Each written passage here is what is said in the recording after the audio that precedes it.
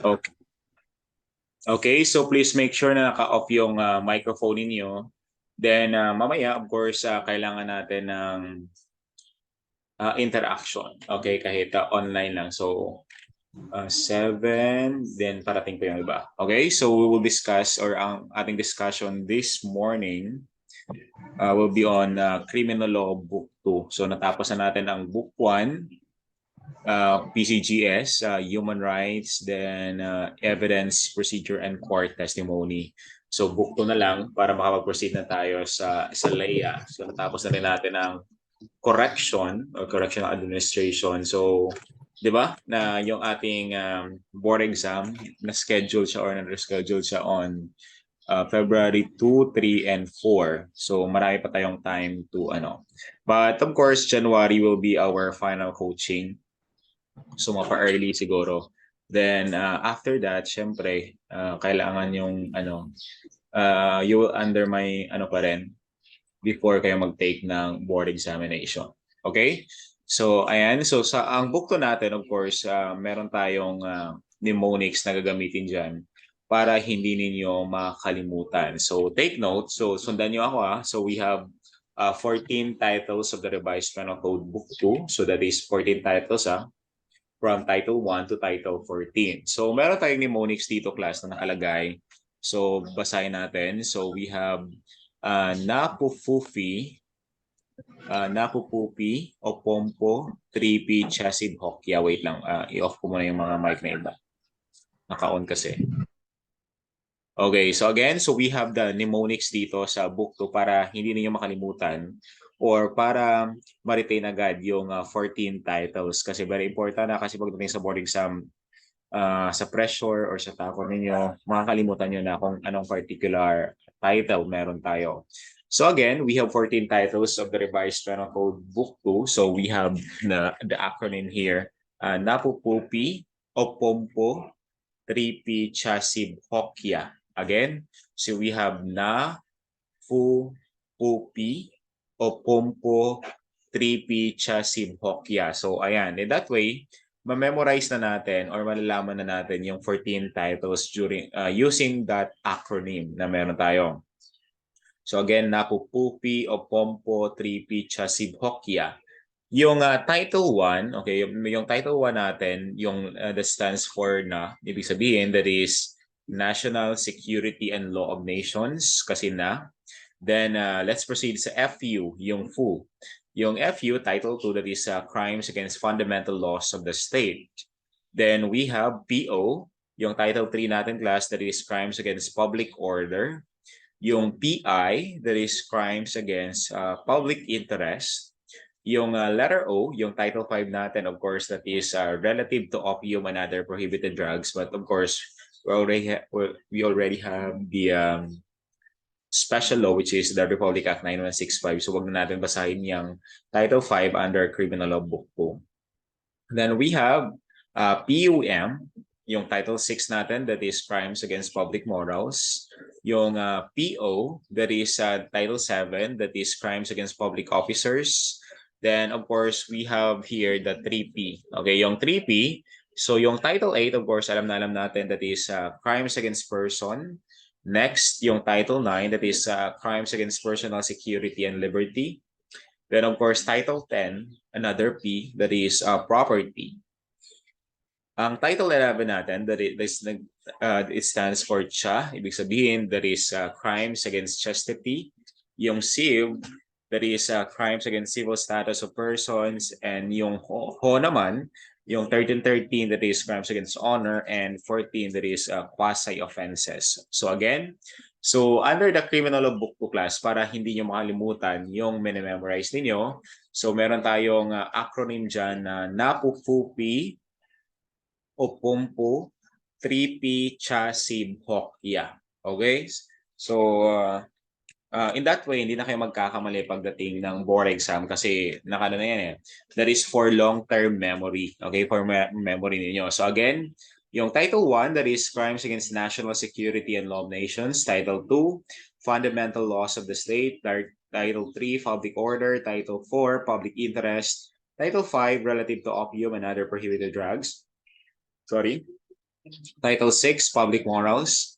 Title 7, Public Officers. Title 8, Person. Title 9, Personal Security and Liberty. 10, Property. 11, Chastity. 12, Civil Status of Person. 13, Honor. And 14, Quasi-Offenses. So again, we have napupupi, opompo, tripi, chasid, hokya.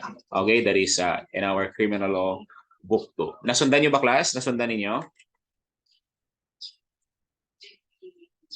Nasundan nyo ba? Or nakuha nyo yung acronym natin na napupupi, opompo, tripi, chasid, hokya.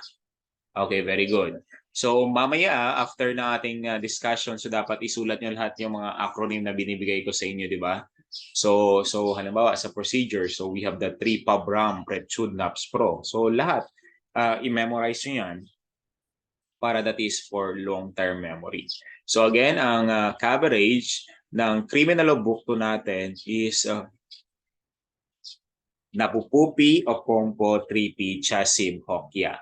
So that is from National Security and Law of Nations, and of course, yung Title 14 natin, that is quasi-offenses. Okay? So yan. Okay, next. Next slide. Okay, so pakibasa nga sino yung available na magbasa, then papasagutan natin. Si Cantor, nandyan si Cantor. Pwede pabasa. Sige, pabasa ng 1 to 5, then of course yung choices na A to D. Number 1, national security and law of nations.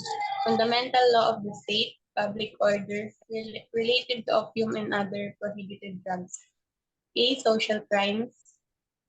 B, constitutional national crimes. C, social order crimes. D, international or war crimes. Okay, thank you. Okay, so bibigyan niyo kayo class ng 3 minutes to answer. Ilagay niyo yung sagot ninyo sa comment section 1, 2, 3, and 4. So ilagay niyo, piliin niyo yung sagot dito sa A to D. So that is the choices. So kasi ang hinahanap natin dito yung other term na mga titles natin in the revised penal code book. Halimbawa, yung number 4, relative to opium and other prohibited drugs. Anong tawag natin dyan sa kanila? Okay, sige, go ahead. Then i-check natin afterwards.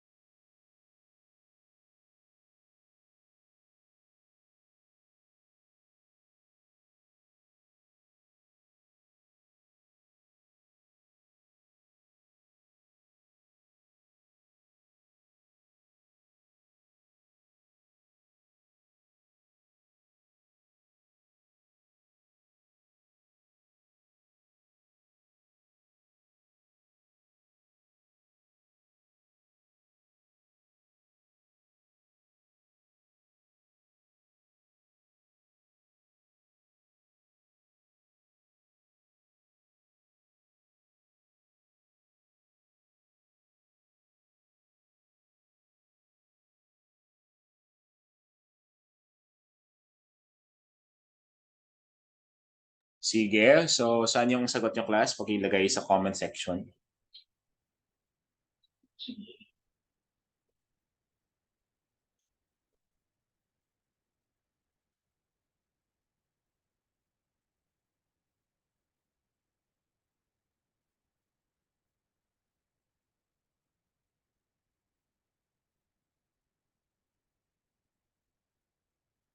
B, B, A, iba-iba.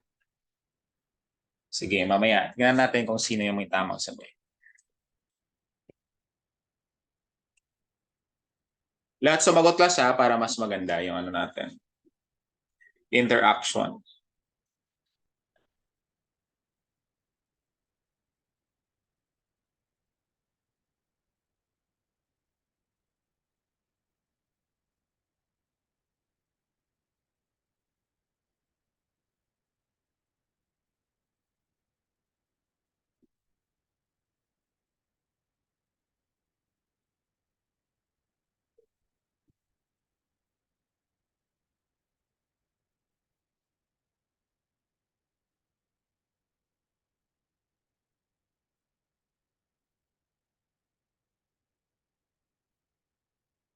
Okay, so let's answer this one. Okay, so ito class. Ang sagot natin dyan, yung halimbawa yung title 1, sorry. So yung National Security and Law of Nations, ang example niyan class is yung treason, di ba? Yung crime ng treason that is considered as international or war crime. So meaning, ang crime na treason class, nakukumit lang yan or makukumit lang yan in times of war. Walang treason in times of peace. So again, ang tawag natin dyan is yung sa number 1, that is yung National Security and Law of Nations that is also known as international or war crimes. Yung number 2 naman, tinatawag natin na fundamental laws of the state. Tinatawag rin natin yan na constitutional or national crimes. Ibig sabihin, that is against the constitution of the state or sa ating bansa or that is against our constitution or that is against our national law or the law or the penal law in the Philippines. So that is what we call fundamental laws of the state. Yung third naman, crimes against public order, tinatawag natin yan na social order crimes. Then, halimbawa, yung mga rebellion, insurrection, and so on, na mamaya ma-explain natin one by one. Then, of course, yung relative to opium and other prohibited drugs, we all know that yung drugs, di ba, tinatawag natin yan, meron tayong term na social menace. Yung social menace, ibig sabihin, yung drugs is not only the problem of the authorities, but of course, it is the problem of all. So that's why, ang relative to opium and other prohibited drugs, tinatawag natin yan as social crimes. Take note, ang number 4 or title 4, yung relative to opium and other prohibited drugs, social crimes in class. That's why, of course, we have already a special law which is 9165. So wag na natin basahin yan. So skip na natin. But of course, for the purpose of history or yung historical value niya, nandyan pa rin yan. Okay? So kaya kailangan na may guide kayo talaga habang nagre-review kayo. Kasi kapag hindi, halimbawa, hindi nyo pala alam na yung title 5, yung crimes against relative to opium and other prohibited drugs, hindi nyo alam na hindi na dapat yon basahin. Eh, di kung binasa ninyo yon, tapos binasa nyo yung 9165, complicated na. Okay? So, ano mangyayari sa inyo? Of course, hindi nyo magtataka kayo or of course, ma-mislead kayo kung ano yung gagamitin ninyo. Kasi ito yung sinabi ng RPC, ano yung sinabi ng 9165. Kaya nga, it's very important na meron kayong guidance kasi di ba we have already yung 9165 under the, of course, special law na yan. So, nakuha ninyo? Nakuha ba? Okay, so again, as a review, national security and law of nations, that is international or war crimes. Ang crimes against fundamental laws of the state, that is constitutional. Public order naman, that is social order crimes. And Title 4, that is relative to opium and other prohibited drugs. That is already or that is known as social crimes. Nakuha ninyo class? Nakuha ba ninyo? Nasundan? Don't worry kasi yung mga crimes mamaya i-explain naman natin one by one. Okay, sige. Let's move on another topic or another okay, so yan. Ito naman. Okay, pakibasa nga si Minyano. Minyano, are you there? Okay, sige. Naririnig po, sir. Yes po, yes. Number 1, public morals. Number 2, public officers. Number 3, person. Number 4, personal security and liberty. Number 5, property. Letter A, destructive, inquisitive crimes. Letter B, victimless crimes. Letter C, destruction of life crimes. Letter D, Okay. security crimes. And letter E, ethical crimes. Okay, sige bibigyan kayo ng 3 minutes, 5 minutes class to answer. Number your answer 1 to 5, then ilagay niyo yung sagot sa comment section. Then after that, i-explain natin one by one. Sige, go ahead.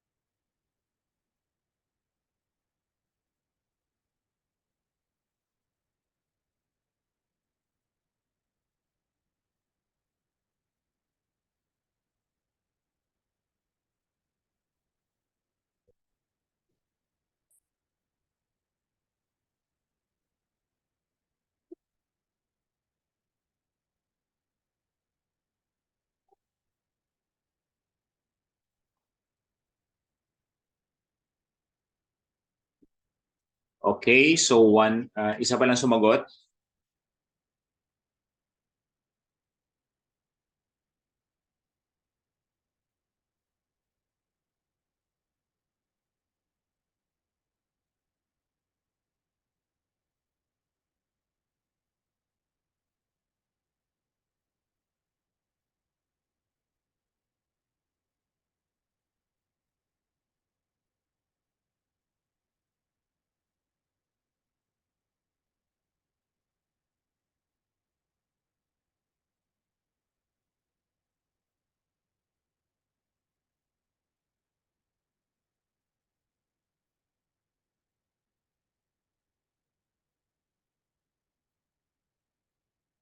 That's long.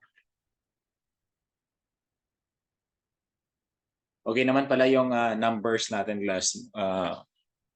Yung iba daw hahabol lang mamaya kasi meron pa silang face-to-face review.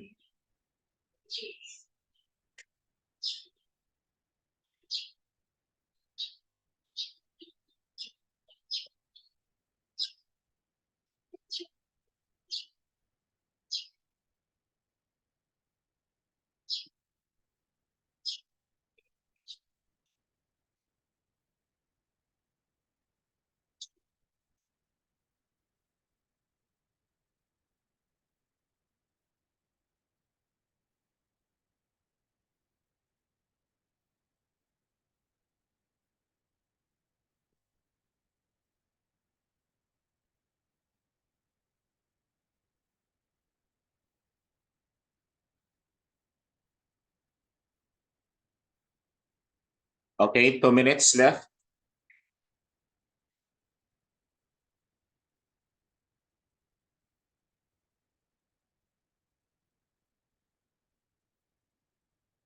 Daniel J.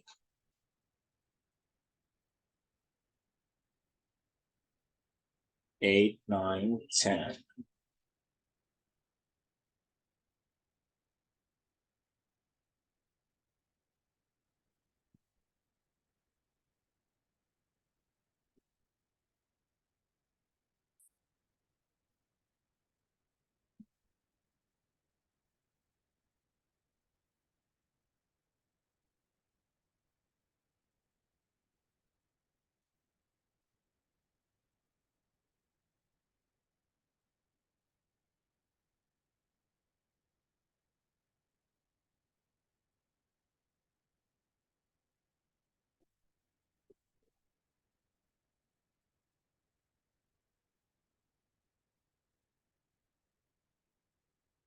Okay, 1 minute. 9:52.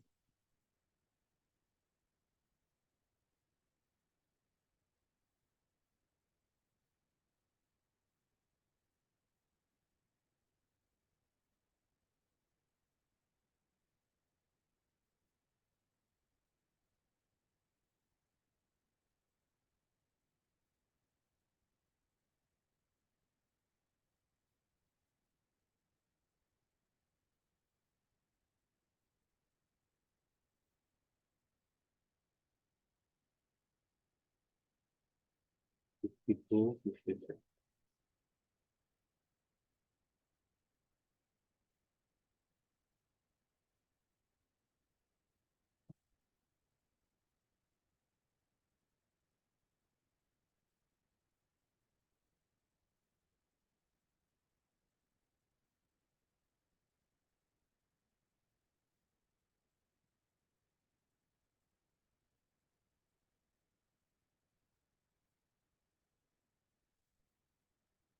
Okay, so let's answer this one. Okay, so please check kung ilan ang score ninyo, class, ha.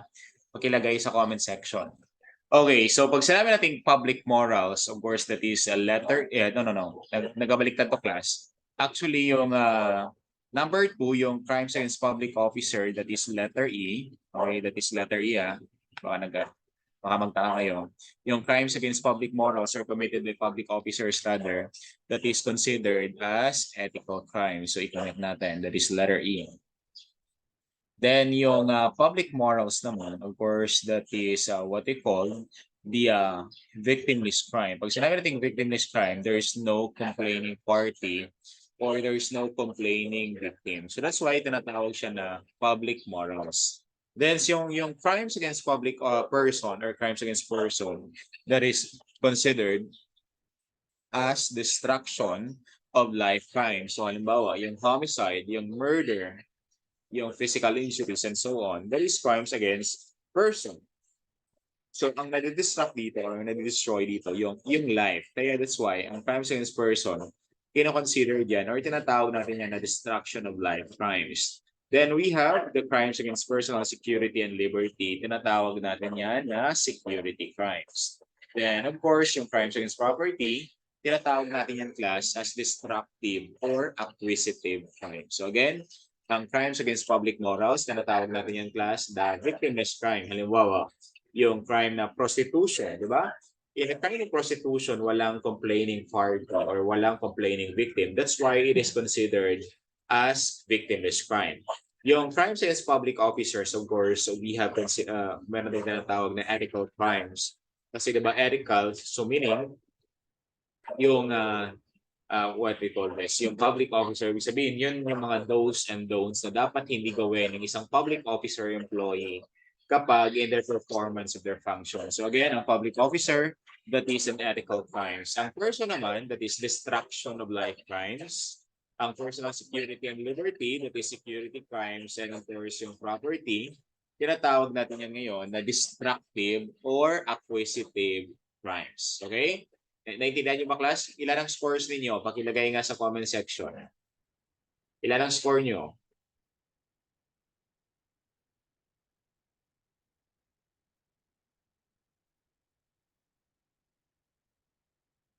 One lang?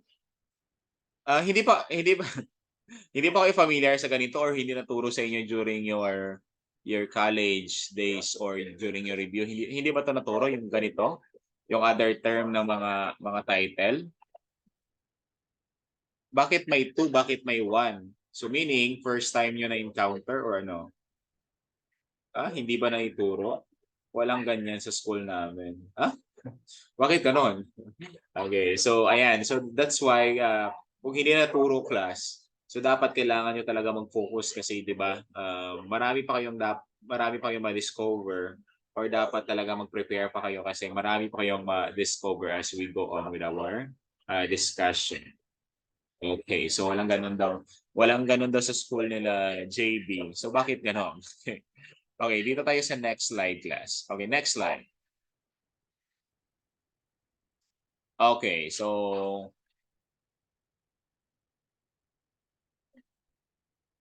okay.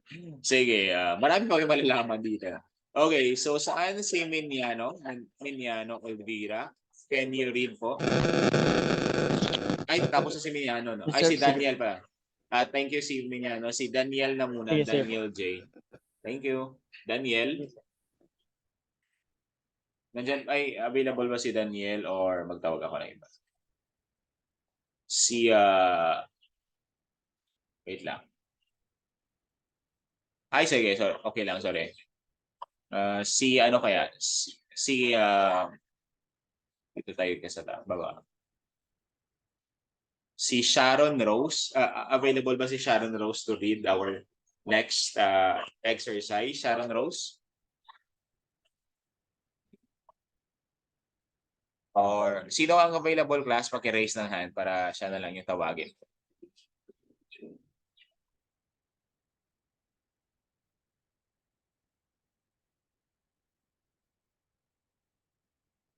Wait lang. Si ano na lang? Si Cantor? Cantor? Wala pala Yes. sila eh. Sige. Cantor. Number 1, chastity. Number 2, civil status of persons. 3, honor. 4, quasi-offenses. A, private crimes, kasaa. B, status crimes. C, quasi-crimes. D, dignity crimes. Okay, sige. Okay, another 5 minutes class to answer. Then i-explain natin yung mga titles na yan. Okay, chastity. Ano ba yung chastity? Civil status of person, honor, quasi-offenses, and so on.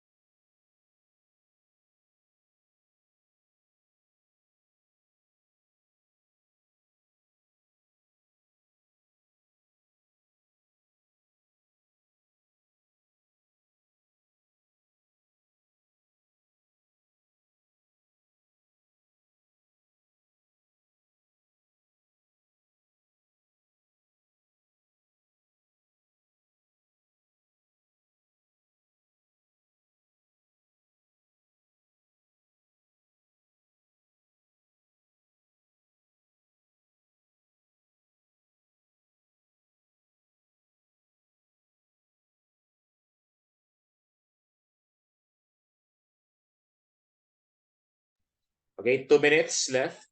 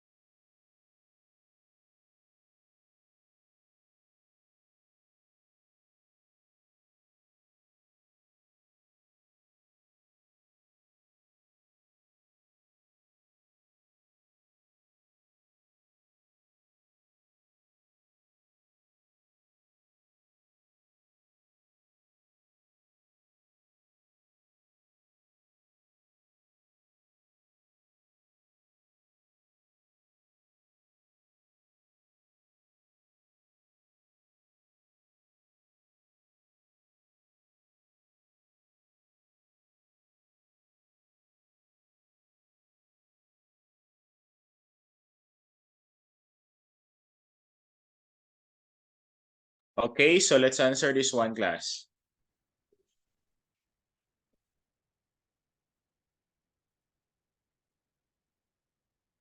Okay, so let's answer. Please check kung ilan ang scores ninyo after. Okay, so pag sinabi natin chastity, of course, that is what we call private crimes. So tandaan nyo, class, yung crimes against chastity, that is also known as private crimes. So take note, ang private crimes, ibig sabihin, only the offended party can file a case. Again, pag sinabi natin private crimes, di ba? Only the offended party can file a case. Halimbawa, yung kasong concubinage or adultery. So meaning the offended spouse or only the offended husband or the offended wife can file a case against each other. So that's why it is considered as crimes against chastity. It is considered as a private crimes. Kasi ang public crimes, any person can file a case. Kaya that's why tinatawag siya na public crimes. So ang crimes against chastity that is considered as a private crime. So meron tayong acronym na KASAA. So ang KASAA, yung C that stands for concubinage, yung A that stands for adultery, yung S that stands for seduction, yung A that stands for abduction, and then of course yung letter A that stands for acts of lasciviousness. So yung mga private crimes na yan, so tinatawag natin yan na KASAA. So nasundan niyo again, ang crimes against chastity, class, tandaan niyo, that is also known as a private crime. So meaning, only the offended party can file a case to a particular person. So ang private crimes na matatawag natin under the revised penal code are yung KASAA. So meron tayong acronym na KASAA, concubinage, adultery, seduction, abduction, and acts of lasciviousness. Nasundan ba rin niyo, class? Nakuha ba? Yung sa chastity? So again, class, yung mga nasa KASAA, sila lang yung pwede or only the offended party can file a case. Other than that, hindi sila pwede. Kaya tinawag siya na private crimes. Okay. Then, second one, we have the crimes against civil status of person. Ang crimes against civil status of person, class, tinatawag yan natin na status crimes. Of course, di ba, meron tayong mga status crimes mamaya, ma-explain na natin dyan. Then yung crimes against honor, of course, that is letter D, tinatawag natin yan na dignity crimes. Ibig sabihin, pinapangalagaan natin yung dignity natin. So that's why kapag may nanira ng dignity natin, yung libel. So that's why it is a dignity or against the dignity of the person when you, of course, kapag siraan mo yung katauhan niya, or yung dignity niya, that is crimes against honor. Then of course, yung quasi-offenses, we have letter C, tinatawag natin yan na quasi-crime. So ang quasi-offenses or quasi-crimes class, tandaan ninyo, yun yung imprudence and negligence na meron tayo. Okay, ulitin natin. Ang crimes against chastity, tinawag natin yan na private crimes. Meron tayong acronym na KASAA. Sorry. Concubinage, adultery, seduction, abduction, and acts of lasciviousness. Then we have the civil status of person, tinatawag natin na status crimes. Crimes against honor, that is dignity crimes. And of course, the number 4, quasi-offenses, that is the quasi-crimes. Okay, so I hope nakuha ninyo. Nasundan nyo ba, class? Para mag-proceed tayo sa next. Don't worry, ma-explain na natin one by one ang mga important crimes under the revised penal code. Ayan. Okay. So hindi ko pala alam. Akala ko talaga alam nyo na yung mga other terms na mga titles. So first time pala. So ayan. So medyo delikado kapag ganun. Kasi pagdating sa board exam, hindi nila itatanong yung primary or yung pinaka-term. Ang itatanong nila yung other, also known as, otherwise known as, or also called as. So that's why it's very important. Okay, next. Okay, so ito yung kabuuan class ng also known as and otherwise known as natin. So yung national security and law of nation, tinatawag natin yan kanina, actually natapos ko na yan explain. Tinatawag natin yan na international or war crimes. While yung fundamental laws of the state, tinatawag natin yan na constitutional or national crimes. Yung crimes against public order, tinatawag natin yan na social order crimes. Ang public interest, of course, that is welfare. Hindi ko nalagyan class, that is welfare crimes. Then yung relative to opium and other prohibited drugs, as a review, tinatawag natin yan na social crimes. Yung public morals, tinatawag natin yan na victimless crime. Again, pag sinabi natin victimless crime, only the offended party can file a case. Kapag gusto ng other parties, hindi pwede. Kasi halimbawa, sa concubinage and adultery, only the offended husband or offended wife can file a case against each other. Kapag hindi sila mag-file, walang mangyayaring kaso or walang kasong adultery or concubinage. Then, of course, yung crimes against committed by public officers, tinatawag natin yan na ethical crimes. Pag sinabi natin ethical crimes or ethical crimes, of course, ang na-violate na, pag sinabi kasi natin ethical, those are those and don'ts na hindi dapat gawin ng public officer or employee in their performance of their function. So that is ethical crimes. Crimes against person, of course, that is destruction of life crimes. Kasi di ba, halimbawa, homicide, murder, parricide, infanticide. So ano yung na-destroy dito? Yung life. So that's why it is destruction of life crimes. Ang personal security and liberty, of course, this yung crimes against what we call this Title 10, that is crimes against property, tinawag natin yan as acquisitive or destructive. Ang destructive, halimbawa, malicious mischief, di ba? Or arson. Ang acquisitive naman, pwedeng robbery or pwedeng theft. Ibig sabihin, you acquire something out of the commission of the crime. So that's why it is considered as destructive or acquisitive crime. Then ang crimes against chastity, that is private crimes, yung KASAA, concubinage, adultery, seduction, abduction, and acts of lasciviousness. Then of course, we have the civil status of person, that is status crimes, ang honor naman, dignity, and of course, yung quasi-offenses, quasi-crimes ang tawag natin. Okay, again, ang Title 1, tinatawag natin yan na international or war crimes. Ang Title 2, tinatawag natin na constitutional or national crimes. Ang Title 3, social order crimes. Number 4, or Title 4, welfare crimes. Title 5, social crimes. Title 6, victimless crimes. Title 7, ethical crimes. Title 8, destruction of life crimes. Title 9, security crimes. Title 10, destructive or acquisitive crimes. Title 11, private crimes, status crimes, dignity, and of course, in Title 14, the quasi-offenses. So that is the also known as, or otherwise known as, or also called as under the revised penal code. Okay. Nakuha ba ninyo? Nasundan ninyo, class? Okay lang ba? Okay lang ba yung ano natin, discussion? O nasundan ninyo? Nakuha ba? Okay. Yes. Okay, next. Balikan nyo mamaya ang recorded natin para mas ma-retain sa utak ninyo lahat ng discussion natin. Okay, so let's discuss na, class, yung mga specific crimes under the revised penal code. Okay, si Miniano ulit. Miniano.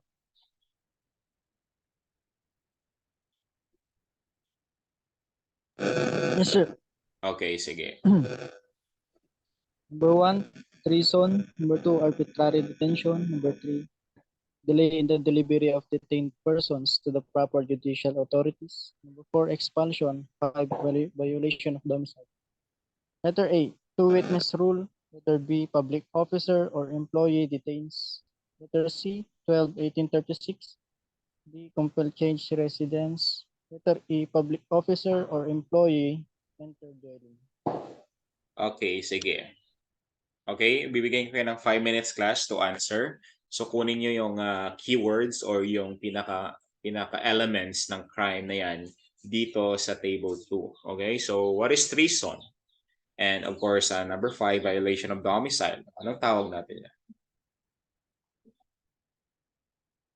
Okay, 5 minutes.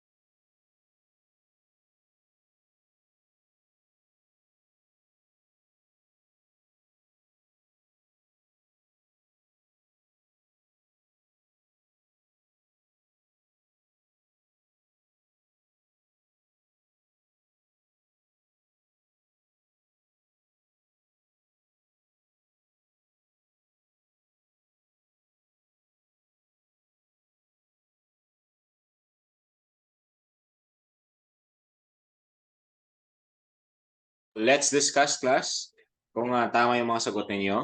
Okay, so isa-isayin natin yung mga crimes under the revised penal code. Okay, so dito. So yan. Wait lang. Bakit wala? Okay, so ayan, please check your answers or your kung ilan ng items na nakuha ninyo. So again, pag sinabi nating treason, tandaan niyo, pag sinabi nating treason, di ba, pag sinabi nating treason, that is considered as international or it is considered as a war crime. So pag sinabi nating treason, meron tayong tinatawag na breach of allegiance. So tandaan niyo, pag sinabi nating treason, that is a breach of allegiance. So pag sinabi nating breach of allegiance, ibig sabihin, that is the broken loyalty. Or ibig sabihin, you broke your loyalty to your country. So that is treason. So paano ba makukumit ngayon ang tinatawag natin na crime of treason? Of course, una dyan yung levying war. Then of course, adheres to the enemy or you give them aid and comfort. Halimbawa, during the existence of war between China and the Philippines, pinatuloy mo sa bahay mo or pinatuloy mo binigyan mo ng kumot, binigyan mo ng gamot, or ginamot mo yung sugat nila during the existence of war. So that is an act of treason. Tandaan niyo, ang treason that is only committed in times of war, walang treason in times of peace. Again, tandaan niyo lang sa treason, ibig sabihin, you broke your loyalty to your country. Ibig sabihin, di ba, dapat, in case of war, dapat na nangingibabaw or mangingibabaw yung tinatawag natin na sense of nationalism. Mamaya ano natin, don't worry sa sa pagpipilian ni Sainadan yan. So again, pag sinabi nating treason, that is the breach of allegiance or broken loyalty to your country. So meaning ang ano natin diyan, ang sa treason, before yung particular individual makonvict sa crime of treason, dapat merong two-witness rule na tinatawag natin, that is two-witness rule to testify on the same overt act. Tandaan niyo, pag sinabi natin treason, ibig sabihin, that is a breach of allegiance or you broke your loyalty to your country. Instead, nakampihan mo yung bansa mo during the existence of war, mas kinampihan mo ba yung kalaban? You give them aid and comfort. Okay? You adheres to the enemy. Ibig sabihin, kumampi ka sa kalaban. So again, when a person or before a person can be convicted or will be convicted of crime of treason, dapat there is two witness or there must have a two witness to testify on the same overt act. Again, pag tinanong sa board exam, is there a treason in times of peace? Wala pong treason in times of peace. Okay, ang treason that is only committed in times of war. So I hope it's clear. Nakuha niyo ba, class, ang treason? Naintindihan niyo what is treason? Paki-confirm nga sa baba. Hindi. Balikan natin mamaya. Yung nagkaano siguro. Wait lang. Nakabaliktad. Yung sa pagpipilian ba ang nagkamali? Okay, dito tayo. So, ayan, pag sinabi natin treason, that is the, that is letter E, two witness rule. Wait, bakit ba? Ayan, balikan ko lang ay, sorry. Una. Ay, okay, dito na lang. So ako na lang yung para nagkamali siguro yung pagbigay ng sagot. So again, pag sinabi natin treason, that is letter E, two witness rule. Yun pala nagkamali kasi na-transfer sa letter E yung letter A. So again, but still ang nyo dyan, ang focus nyo yung tamang sagot. Okay, do not for the choices. Again, pag sinabi natin treason, two witness rule. So naintindihan niyo naman ang treason, di ba? So that is the breach of allegiance or you broke your loyalty to your country. So again, ang nawala doon, your sense of nationalism or your loyalty to your country. So that is letter A. So anong kailangan natin? Before makonvict sa crime na treason, there must be two witness to testify on the same overt act. So that is letter A, two witness rule. Ang arbitrary detention, class, tandaan niyo, pag sinabi nating arbitrary detention, ibig sabihin, you are a public officer or employee, then you detain a person without legal grounds, tinatawag natin yan na arbitrary detention. Again, pag sinabi nating arbitrary detention, when you are a public officer or employee, then ikinulong mo yung individual. Ano ba, you are a police officer exercising your function, wala namang order or wala ka namang warrant of arrest or walang court order na galing sa taas na arestuhin or ikulong yung tinatawag natin na person na yan. So you detain a person without legal grounds or without court order, that is arbitrary detention. Okay. Ang tanong naman ngayong class, kapag yung offender or the perpetrator is a private person or a private individual, ano naman ang crime na nakomit mo? Again, ano naman yung magiging crime na nakomit ninyo kapag yung person or the perpetrator or the offender is a private person? Then he detains a person without legal grounds or without basis or without court order. What is the crime committed? Okay, very good. So again, that is illegal detention. Again, ang illegal detention, you are a private person, then you detain a person na walang court order, walang legal grounds, that is illegal detention. Then kapag you are a public officer or employee, then you detain a person without legal grounds or without court order, that is arbitrary detention. Nakuha ba? Nakuha ninyo? Again, pag sinabi nating arbitrary detention, ang offender dyan is the public officer employee, while in illegal detention, the offender there is the private person. Then, of course, the common denominator is the detains a person without legal grounds or without court order. That is arbitrary and illegal detention. Nakuha ninyo? So, ang ginagawa natin, class, is the isolation technique. Okay? No one to know the other one. So meaning, unahin mo muna yung ganito para malaman mo yung iba or yung counterpart ng isa. Nakuha ba? Nakuha ninyo? Okay, next.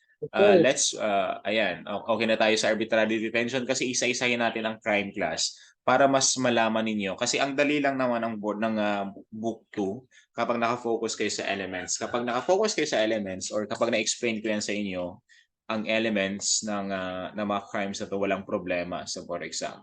Then, of course, meron tayong delay in the delivery of detained persons to the proper judicial authorities. Sino yung mostly class na kinakasuhan ng delay in the delivery of detained persons to the proper judicial authorities? Of course, yung mga police officer or yung mga arresting officer, right? Kapag, very good, Daniel. Okay, so mga police or mga arresting officer, when, of course, dinelay nila yung pag-deliver or pagbigay or tinawag natin, ibigay yung custody doon sa proper judicial authorities. Kaya nga, di ba, meron tayong tinatawag na 12-1836 or yung tinatawag natin class na RP or Reglementary Period. Ibig sabihin, within that time or within 12-1836, saan applicable class ang 12 hours? Again, saan applicable ang 12 hours? Okay, what particular crimes applicable ang 12 hours? Ibig sabihin, within 12 hours, dapat mabigay mo na or nandun na yung custody sa police officers natin. Again, saan applicable ang 12 hours class? Saan rin applicable ang 18 hours? And of course, yung 36. Okay, light. Okay, light felonies. How about 18? How about 18? 18 hours class, 18. Saan applicable ang 18? Okay, bakit correctional penalties? Okay, ang 8, ang 12, di ba, light? Ang 18, less serious. Tapos yung 36, di ba, ayun yung mga grave felonies, di ba? Ang 36, ang 18 is less grave, and of course yung 12 is of course light offenses. Nakuha ninyo, di ba? Grave, less grave, and of course yung light offenses or yung light felony. Nakuha ba? Again, ulitin natin, under the reglementary period, so we have the 12-1836 or yung 12-1836 na sinusunod natin class. So that is 12, that is for 36 for grave, 18 for less grave, and of course yung tinatawag natin na 12, that is for light offenses or light felony. Nakuha ninyo? Nakuha ba? Yes, sir. Okay, so yan. Okay, let's move on sa next slide. So again, kapag within the time na hindi mo pa na-deliver sa proper judicial authorities, ano mangyayari? So yan ang tinatawag natin na pwedeng ikaso sa iyo, delay in the delivery of detained person to the proper judicial authorities. So mostly ang kinakasuhan dyan, class, of course, the police officers. Okay? So yan. Okay na ba? So then of course, we have number 4, we have the crime of expulsion. Okay, pag sinabi natin expulsion, ibig sabihin yung class, when you compel, then of course, ang crime na expulsion class, ang violator dito or yung offender is a public officer or employee. So halimbawa, you are a barangay captain. Then you compel a particular family. Halimbawa, pinaalis mo yung pamilya na yan kasi ayaw mo sa kanila. Okay, ayaw mo sa pagbumukha nila. So you compel someone or a group of person to change their residence or to change his or her residence. That is a crime of expulsion. Halimbawa, pinaalis mo yung pamilya na yon, wala ka lang naman dalang court order. Wala naman silang na-violate and so on. So that is expulsion class. Kasi di ba? Bakit mo pinapaalis? Okay? So that is expulsion. You compel someone to change his or her residence, whether living dyan or yung tinatawag natin na alien or foreigner. Okay? So again, ang expulsion class, you are a public officer and employee, then you compel someone to change his or her residence. Okay, how about naman kapag ang private person naman ang nagpaalis, class? Ano ba? When a private person compels someone to change his residence, ano ba? Yung misis ni barangay captain, ano naman ang magiging crime? Okay, very good. So that is grave coercion naman. Again, grave coercion naman ang ikakaso natin, class, kapag when someone or when a private person compel someone to change his or her residence without cause or without due cause or without a proper court proceeding or proper court order. So that is expulsion. Okay, very good. Then of course, we have the violation of domicile.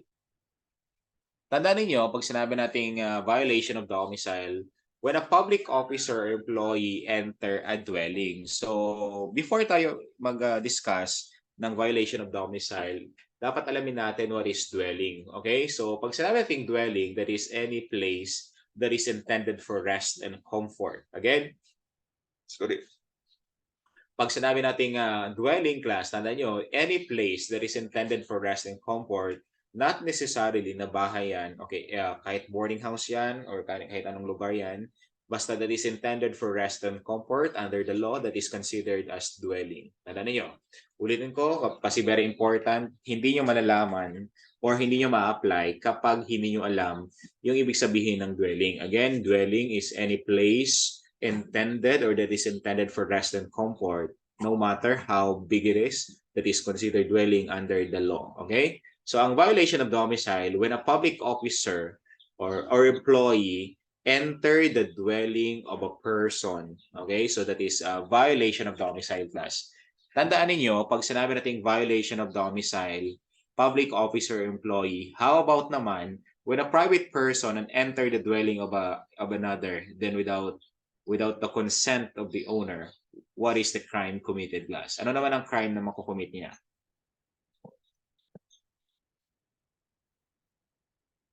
Trespass to dwelling. Okay, very good.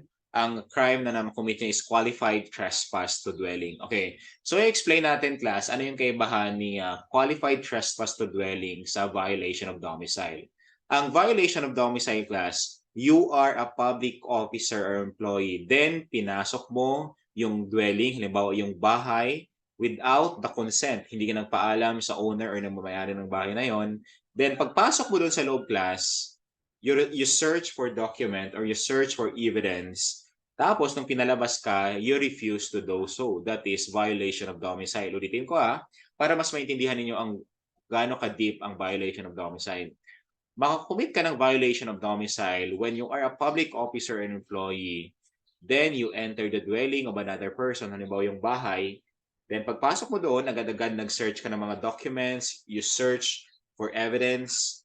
Then, kapag nung pinaalis ka na, you refuse to do so. Hindi ka, ayaw mo umalis. Ang ikakaso sa iyo is violation of domicile. Nakuha ninyo? While yung qualified trespass to dwelling class, so you are a private person. Pumasok ka lang sa bahay or pumasok ka lang sa dwelling ng of course ng isang pamilya or isang tao without the consent of the owner. Tapos nung pinalabas ka, ayaw mong lumabas. That is qualified trespass to dwelling. Unlike sa violation of domicile, pagpasok mo doon, naghanap ka ng mga properties or naghanap ka ng mga documents, naghanap ka ng mga evidence, tapos na pinalabas ka, ayaw mong lumabas. Yun yung kaibahan niya. Again, ang violation of domicile, public officer or employee, then he enters the dwelling of another person without the consent of the owner. Then nung pinalabas or pagpasok niya, naghalughog siya ng mga ebidensya or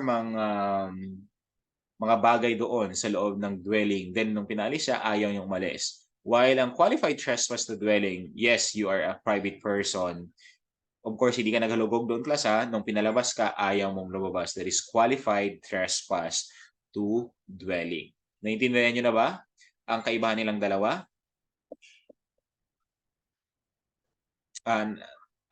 Nasundan ba? Nasundan?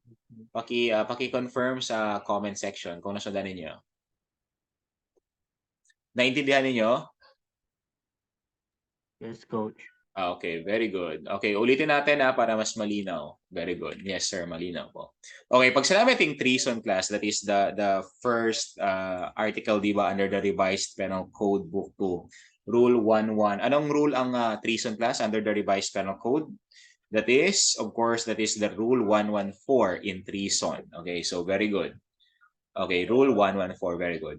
So again, pag sinabi natin treason, so that is a breach of allegiance or you broke your loyalty to your country. Ibig sabihin, nawala yung sense of nationalism mo by levying war, adherence to the enemy, or by giving them aid and comfort.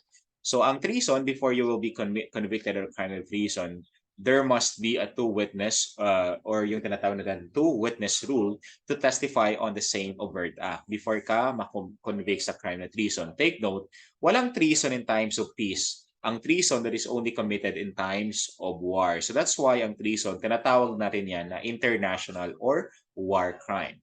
Then second, we have the arbitrary detention. When you are a public officer or employee, then you detain a person without legal grounds, that is arbitrary detention. Kapag you are a private person, then you detain a person without legal grounds, that is the crime of illegal detention.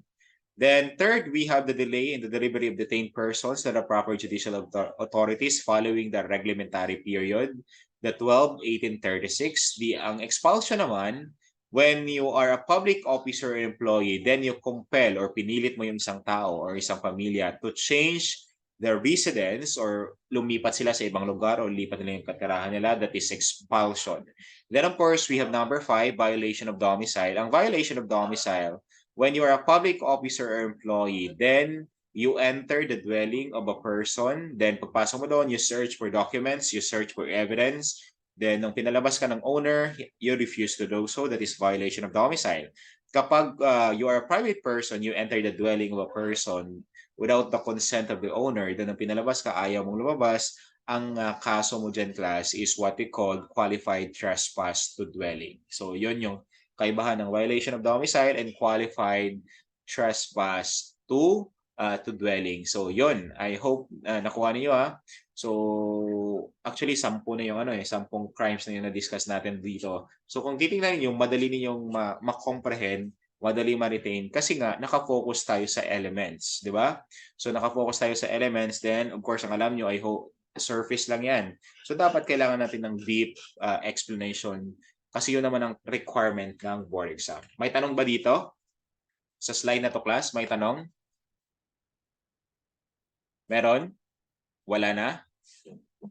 Magtanong kayo, class, dito sa slide natin na to before tayo mag-proceed.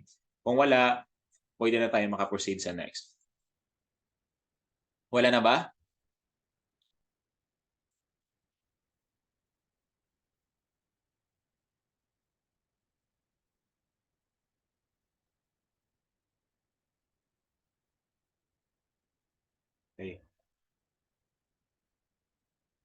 Okay na ba class? Para mag-proceed na tayo. Okay na, coach. Okay na.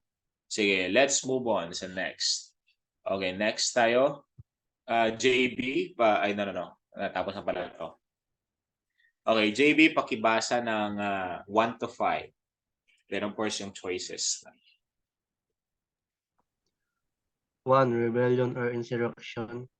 2. Coup d'etat. 3. Sedition. 4. Direct assaults. 5. Indirect assaults. A. Rising publicly and taking arms against the government. B. Swift attack. C. Publicly and tumultuously. D. PIA or any of his agents' official duties. E. APIA. Okay, sige. 5 minutes to answer class. Then after that, i-explain na natin.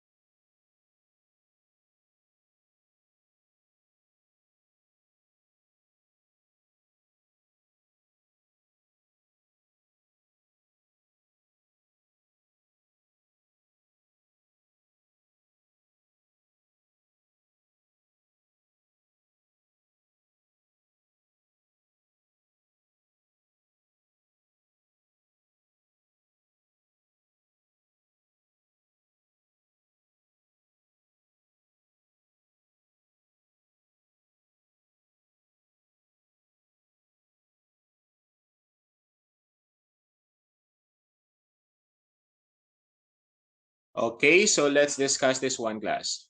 Okay, so please check your answer kung ilan ang scores ninyo. Okay, pag sinabi natin crime na rebellion or insurrection, tandaan niyo sa crime na rebellion or insurrection, meron tayong tinatawag na rising publicly.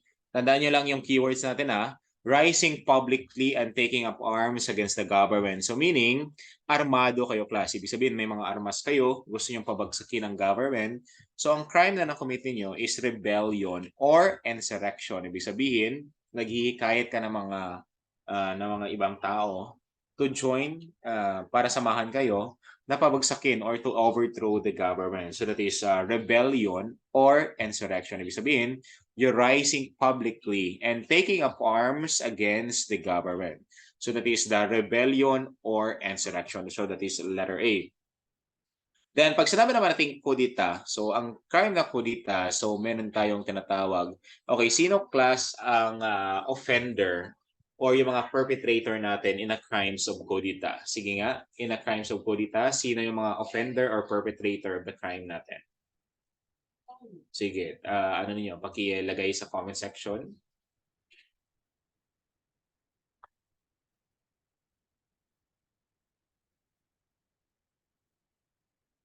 Okay. Okay, pag sinabi natin kudita class, not just military, okay, ang kudita class, it is committed by a group of what we call the police or military or group of public officer employee class. So, ang purpose nila is to overthrow the government. Pag sinabi kasi nating swift attack, ibig sabihin, there is a surprise attack na natin, okay? There is a surprise attack na pabagsakin ang government. So, meaning parang walang or hindi nakapag-prepare ang government natin. So, that's why ang kudita, yung mga rebellion, tinatawag natin yan na political crimes. Ibig sabihin, ang political crimes is, ang purpose na talaga nila is sirain yung tinatawag natin na political order natin. Okay? So, again, ang rebellion, kung ano natin, rising publicly and taking up arms against the government. So, meaning, there is a movement, okay, na merong pagkikilos or ang purpose ninyo or to remove the allegiance to the government. So that's why it is rebellion or insurrection. While of course ang kudita, yung mga offender natin dyan, maybe it is belonging to a military or police or any person holding any public office or any employment. So that's why hindi lang limited class. Pag yung alam nyo lang, ang kudita, it is na-belong sa military. Okay, hindi yan tama. Or kumbaga ang alam nyo lang surface, nasa babaw lang. Ang kudita class, aside sa military, nakakumita rin yan ng group of police personnel or any person holding public office. So, ang purpose ng kudita is the swift attack, di ba? Yung swift attack na tinatawag natin, ibig sabihin, surprise attack accompanied by, of course, by violence, by intimidation, or by threat. Or, of course, ang purpose na talaga is mawala o yung president o yung mga constituted authorities of the government. Then, of course, para ma-diminish ninyo yung state power, para makuha ninyo yung power over that government.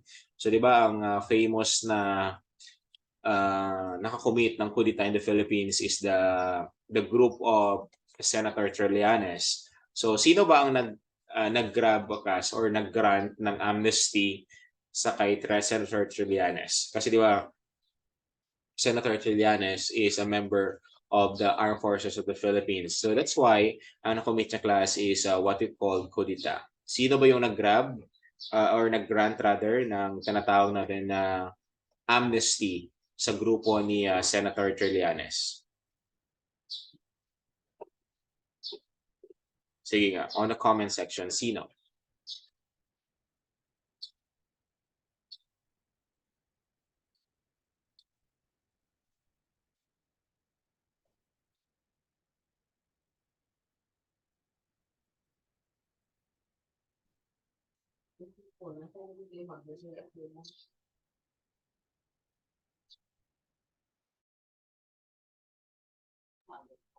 Okay.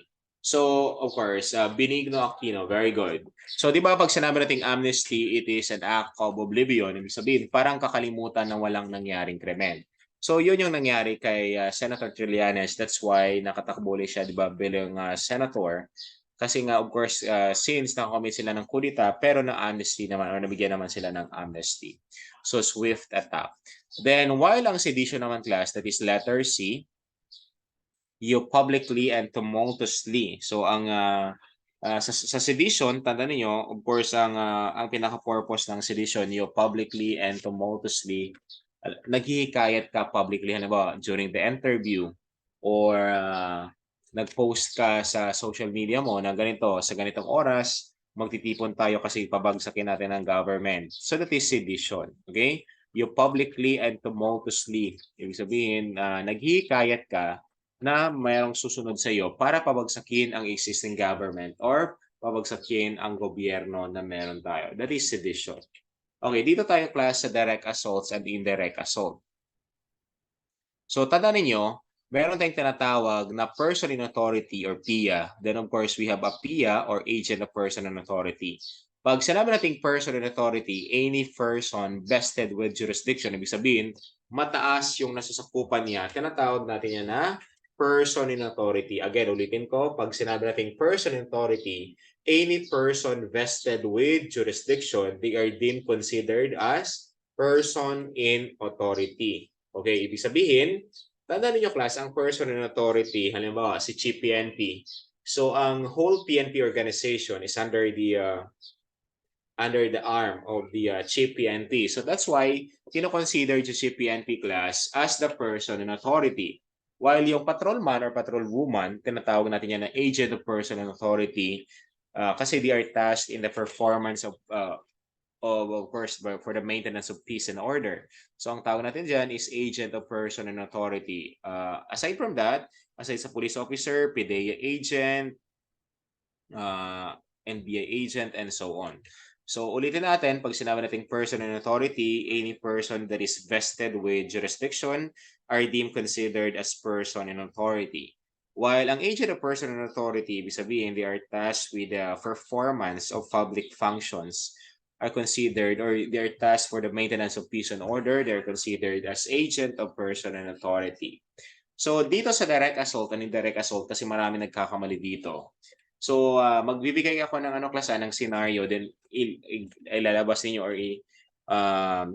sasagutin niyo sa comment section. Okay, ganito ang scenario. Si Chief PNP, okay, may visit siya sa isang region or regional center.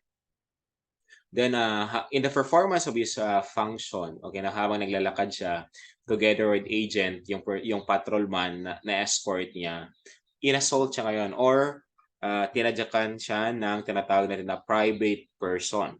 Okay, what is the crime committed? What is the crime committed by a private person na tumadyak kay tinatawag natin na Chief PNP? Again, si Chief PNP during the performance of his duty, tinadyakan siya ngayon or sinaktan siya ng private person. Okay.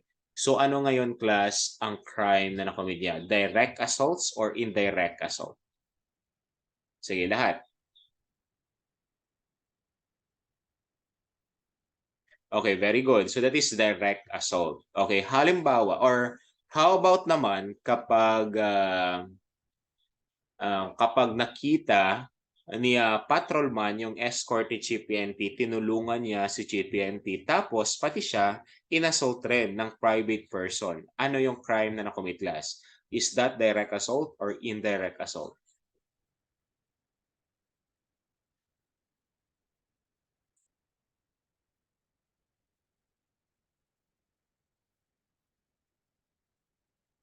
Okay, of course, that is still direct assault. Okay, that is direct assault. Very good. Okay, that is a direct assault. Okay, how about kapag si Chief PNP, okay, inassault, yung patrolman na escort na si Chief PNP inassault rin.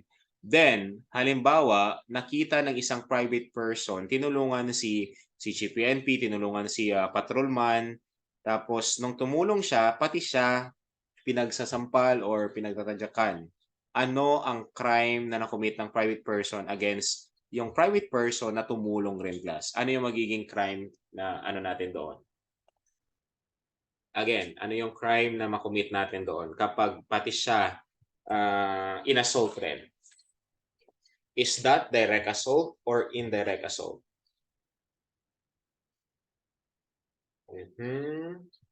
Ayan, marami nagkakamali dyan.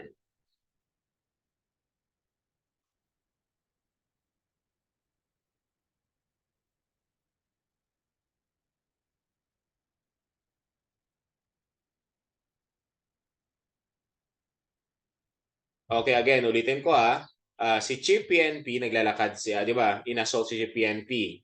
Then nakita ni patrolman, tinulungan niya si Chief PNP, pati siya sinaktan. Tapos merong naka-standby na private person, tinulungan si Chief PNP at si patrolman, pati siya na tumulong na private person, inassault rin ng isang private person na offender natin.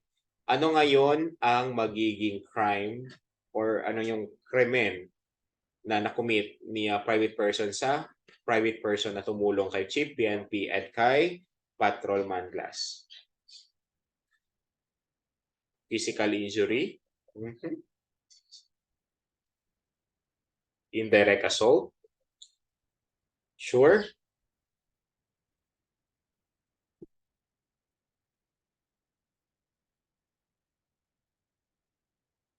Okay, ang sagot natin dyan, very good, Cantor, that is still direct assault. Again, tandaan nyo any person who come to an aid of a person in authority that is deemed or that is considered class person in authority during that time. Ulitin natin any person, kahit sino pa yan, any person who comes to an aid or tulungan yung person in authority, he is deemed considered as person in authority during that time. Nakuha ninyo? Pero of course, kapag after that, hindi na siya considered as person in authority. Again, any person who comes to an aid to a person in authority is deemed considered as person in authority during that time. Nakuha ba? Naintindihan niyo? Naintindihan? Yes, sir. Okay, so how about kapag another scenario na naman para mas maintindihan niyo? On the separate scenario class, hindi connected to sa dati hindi connected tong yung nauna na binigay ko. Naglalakad si Chief PNP, naglalakad rin si patrolman, yung escort ni Chief PNP. Instead na si Chief PNP yung sampalin, walang pakialam yung private person. Ang sinampal niya agad o ang in-injure niya agad is si patrolman. Ibig sabihin, yung force or yung violence directly agad kay patrolman. Ano ngayon, class, ang crime na nakomit niya? Sige nga, para mas maintindihan ninyo. Again, ang violence or ang force directly kay patrolman or kay patrolman or escort. Is that indirect? Okay, very good. Okay, that's the time ang crime na nakomit niya is indirect assault. Okay, naintindihan niyo na, class? Ganito yan Pag sinabi nating direct assault, ibig sabihin you assault any person in authority or yung tumulong kay person in authority who comes to an aid, consider din yan as direct assault. Pag sinabi naman nating indirect assault, ibig sabihin yung pag-assault mo, class, directly kay agent of person in authority. Hindi na dumaan kay person in authority, directly siya kay APIA or agent of person and authority. So nakita nyo na kung saan kayo nagkamali. So di ba, ang alam niyo that is surface knowledge lang. So dapat you go deeper beyond that. Okay? So yon yung kaibahan, class, ng direct assault and indirect assault. Okay, halimbawa, di ba yung common palagi na tinatanong sa board exam, si private instructor or working in a private college, gi-failed niya ngayon, class, yung student niya. Tapos nakita siya ng student niya sa kantin.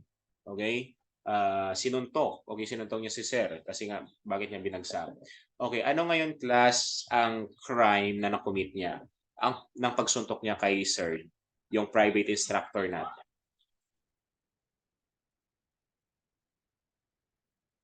Okay, is that direct assault or indirect assault?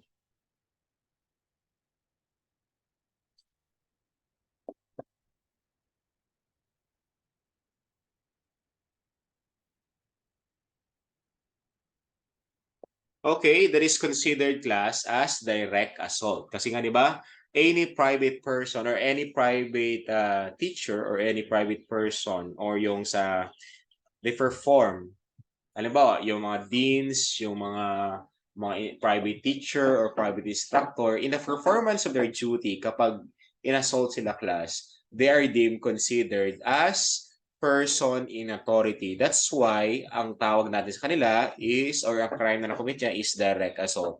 Ano ba rank bago matawag na direct assault, sir? Walang rank. Okay? Ang tandaan nyo lang dyan, kapag you are a private teacher, you are a private instructor, then during the performance of your duty class, tatawagin ka lang as person in authority. Okay.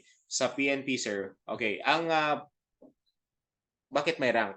Ang person in authority class, ibig sabihin, mataas yung nasasakupan niya. Yung chief PNP, yung regional director, di ba? Yung chief of police, ganun.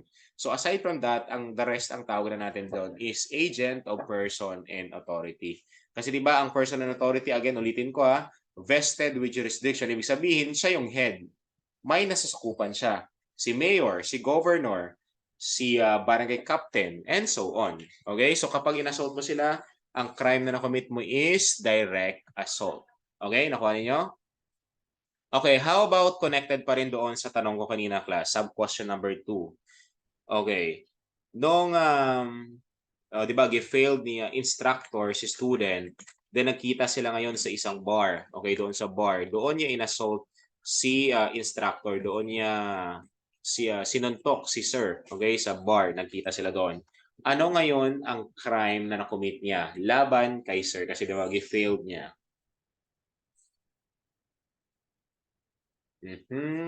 Again, go back again sa let's go back again sa definition ng sinabi natin kanina, private person or private instructor, private teacher, they are deemed considered as person in authority and the performance of their function.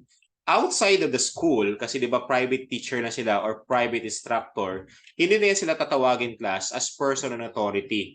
They are a private citizen now. Okay, nakuha ninyo? So that's why ang nakomit niya na crime is physical injury. Kapag namatay, pwedeng homicide or murder. Tandaan niyo? Ang crime na nakomit niya that is physical injury. Nakuha ba? Again, tatawagin na sila as person and authority in their performance of their function. Okay? Kapag halimbawa sa private school or private colleges.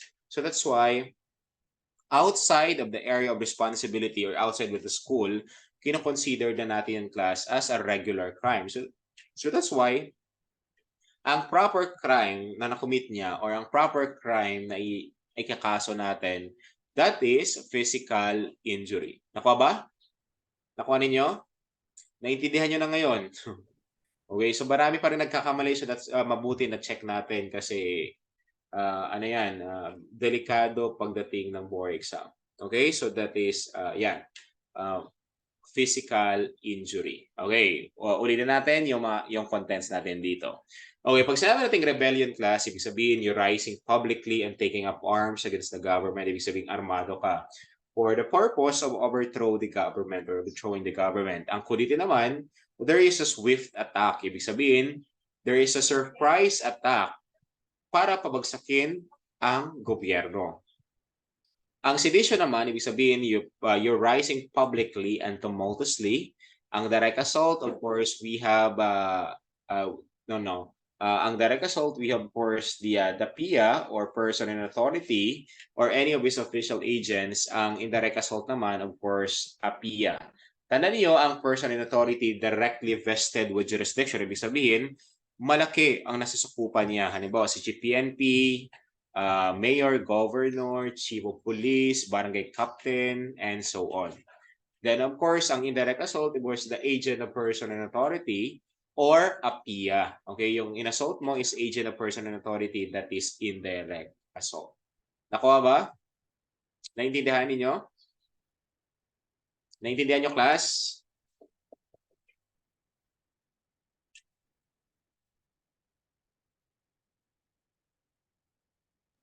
Yes, sir. Okay. Okay, very good. Next, we have on the next slide. Okay, dito tayo kay Richard Leo. Richard Leo, makabasa ka ba? Yes, sir. Sige. 1 to 5, then yung choices natin, A to E. Number 1, alarms and scandals. Number 2, grave scandal. Number 3, direct bribery. Number 4, indirect bribery. Number 5, corruption of public officials. A, against decency or good customs. B, discharge any firearm. C, by reason of his office. D, performance of these official duties. And E, made the officer offers or premises. Okay. Sige. Okay, I will give you 5 minutes class to answer. Then after that, i-explain natin one by one.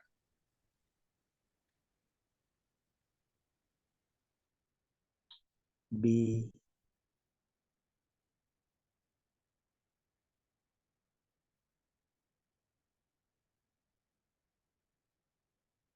BA,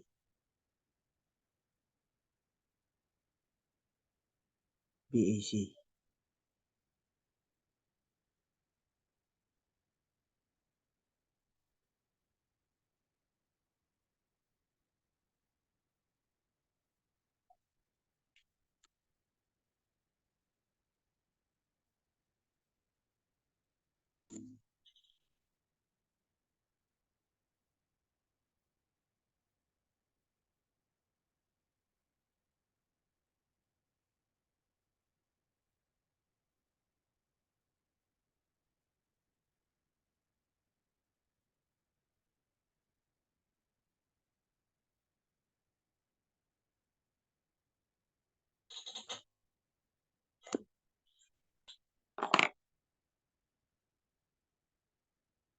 BA, B,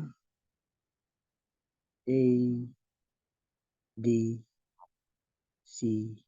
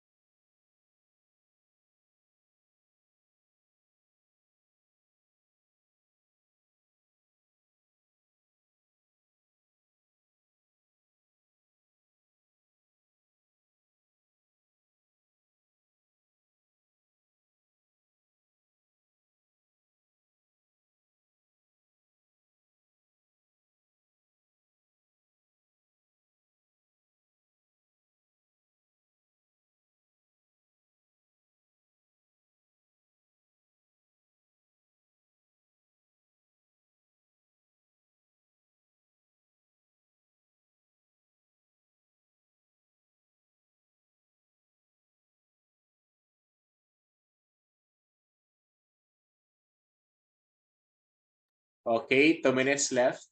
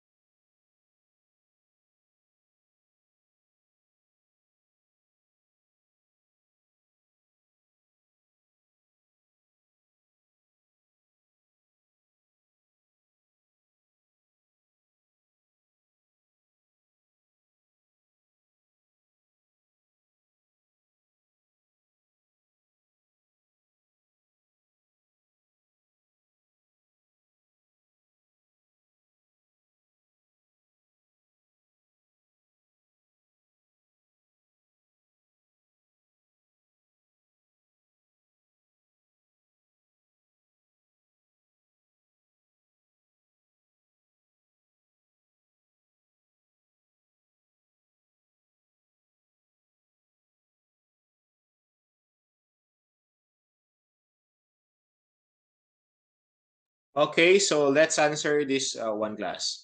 Okay, so before tayo mag-end ng 11:30, okay? So isa-isahin natin to. Magkakaroon pa tayo ng part 2 sa Monday na lang.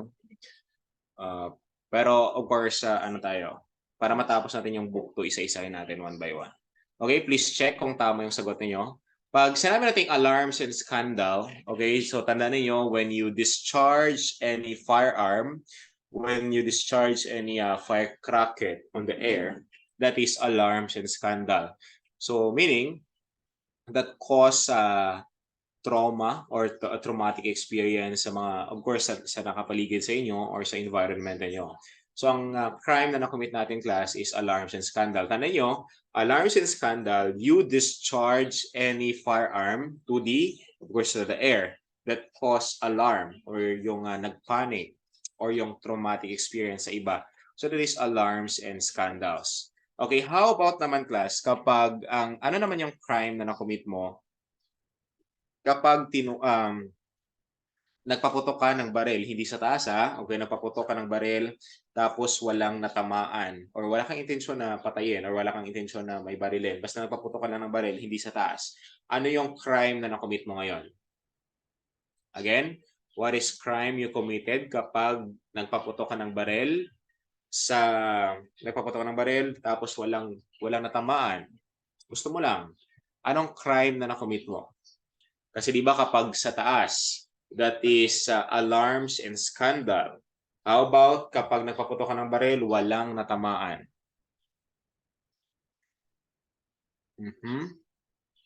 Bakit may illegal possession of firearm? Okay, so very good. So ang sagot natin dyan, class, that is illegal discharge of firearm. Tandaan nyo, ang illegal discharge of firearm, siya lang yung nag-iisang crime under the Revised Penal Code Book 2 na walang biktima or walang victim. So that's why illegal discharge of firearm. Again, pag pinaputok mo sa taas, that is what we call alarms and scandals. Kapag pinaputok mo, walang natamaan, that is illegal discharge of firearm. How about naman, class? Kapag gusto kong patayin yung isang tao, pinutok ko, nakailag siya, or hindi siya natamaan, anong crime ang nakomit ko? Or i-charge mo sa akin? Again, pinaputukan ko siya kasi gusto kong patayin. Nakailag or hindi natamaan, anong crime na nakomit ko? Sige, on the comment section, class. Ano yung crime na nakomit natin?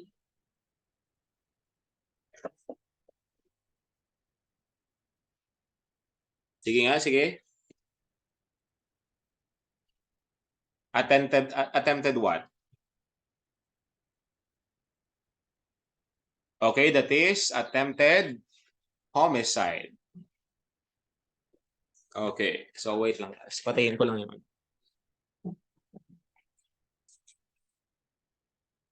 Okay, how about, tama? How about kapag gusto ko siyang patayin, natamaan siya pero hindi siya namatay. Ano yung crime na nakomit niya? Or ano yung crime na nakomit natin? That is?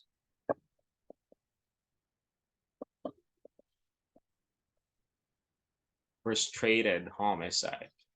Okay. Wait lang.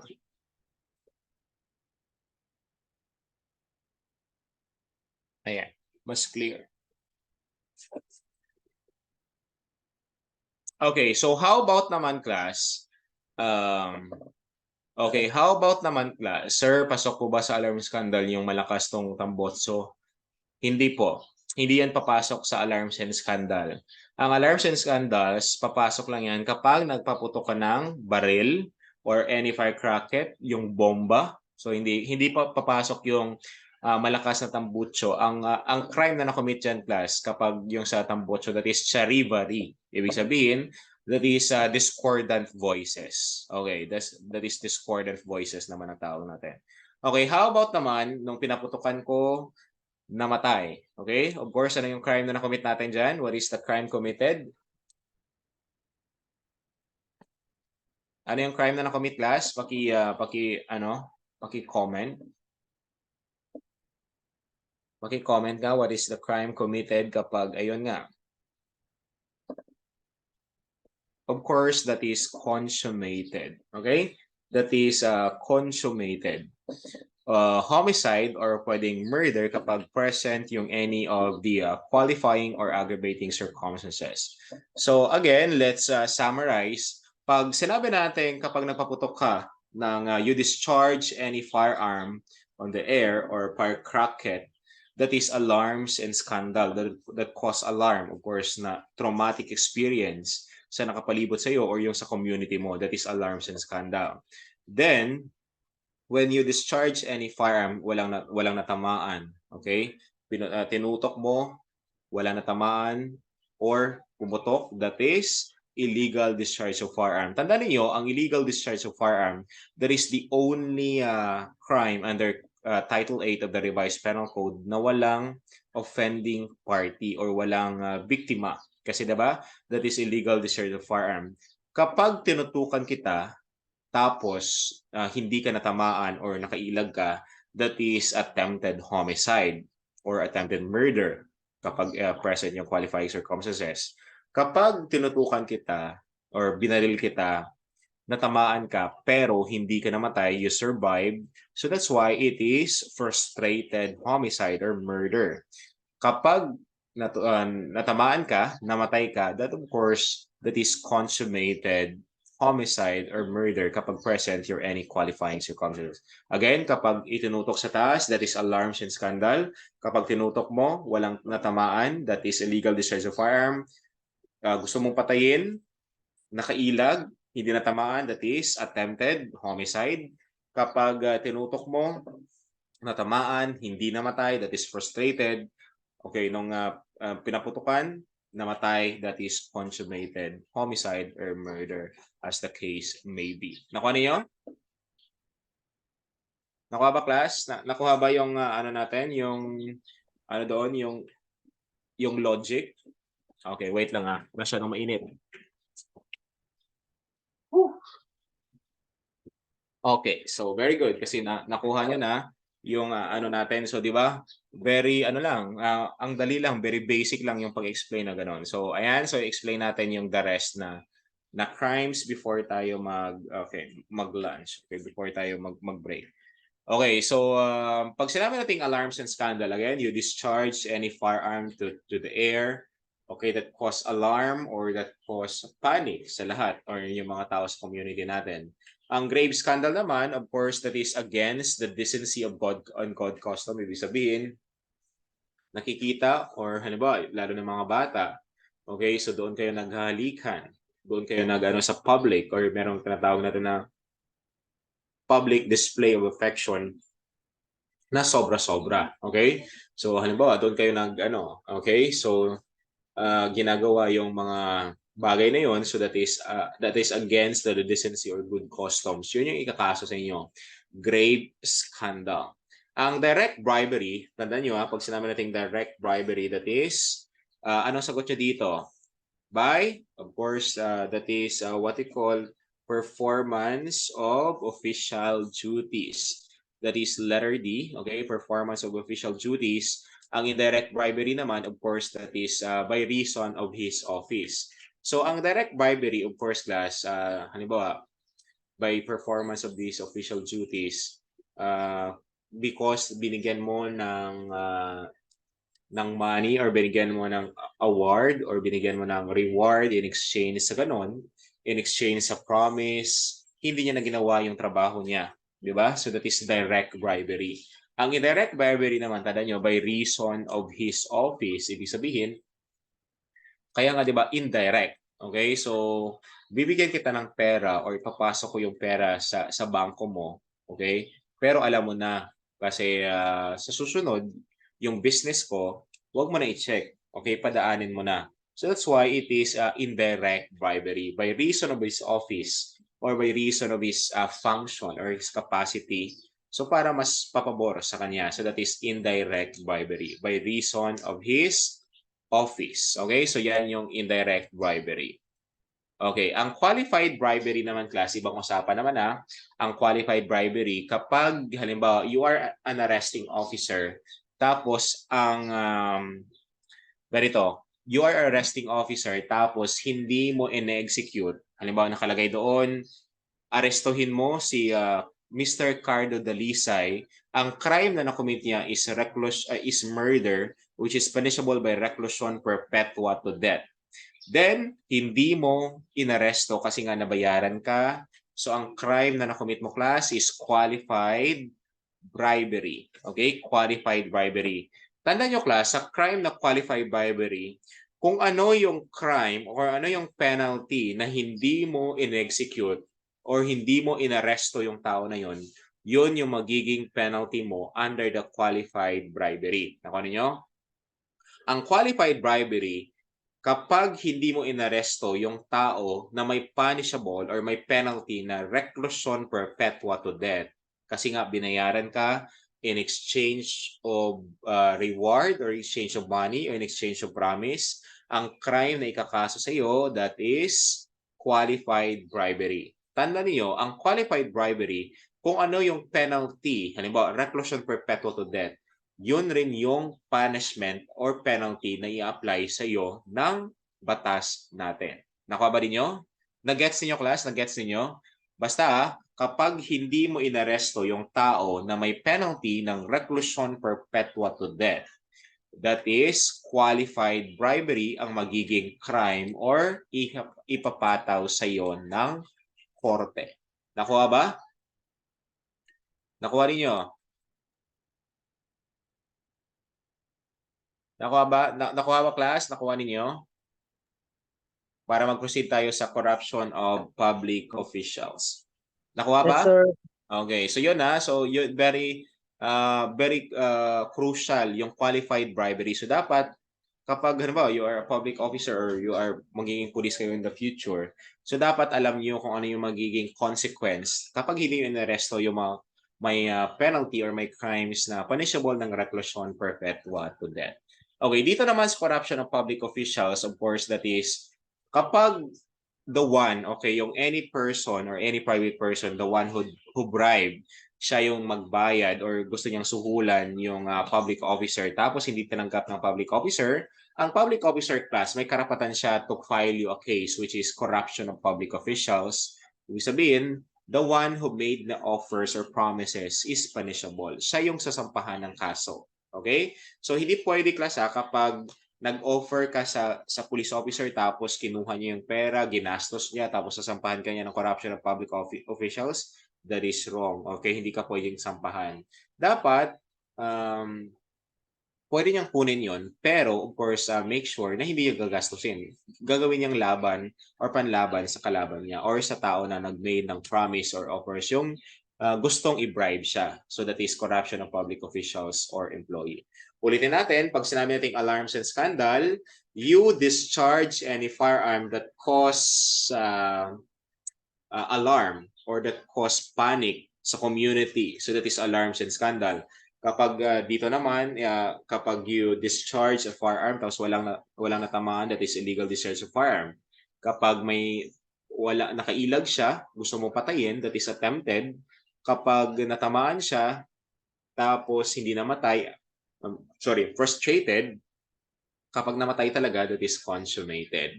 Ang alarms and scandal, ibig sabihin, any acts or any activities that is against to the decency or good customs, di ba? Sa ating bansa, we are conservative. That's why it is a grave scandal. Then, of course, we have the direct bribery class.